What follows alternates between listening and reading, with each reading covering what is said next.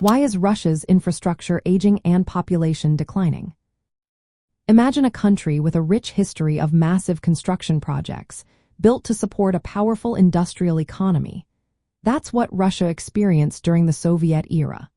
Back then, the government focused on rapid growth, building huge hydroelectric stations, railways, and entire towns in remote regions like Siberia.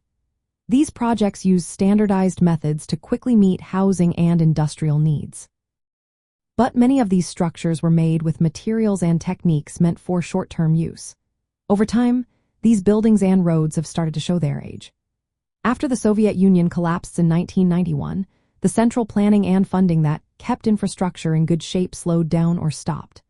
The shift to a market economy meant less government money for maintenance and upgrades. Many factories closed or shrank, so there was less money flowing into infrastructure upkeep.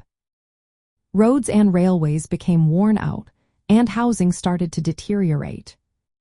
The population decline is connected to these changes too.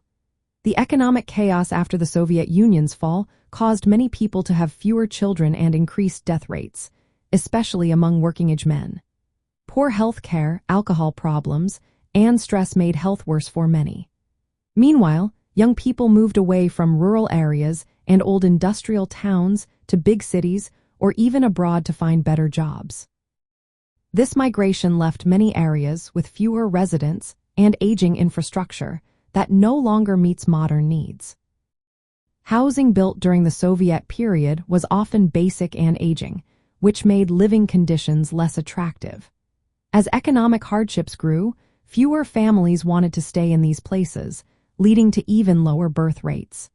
The overall result is a cycle of decline that affects both infrastructure and population numbers. From a communist point of view, these issues show how the planned economy once provided for the people through large-scale projects and social programs. The Soviet system prioritized collective effort and resource mobilization to build a strong infrastructure. When Russia moved away from that system, the focus shifted to market-driven policies, which often led to neglect of public goods. This change exposed how fragile the infrastructure became without continuous state support.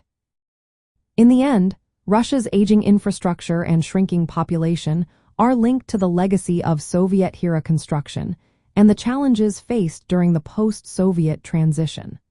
The shift from a centrally planned economy to a market system created gaps in investment and maintenance, which continue to impact the country today.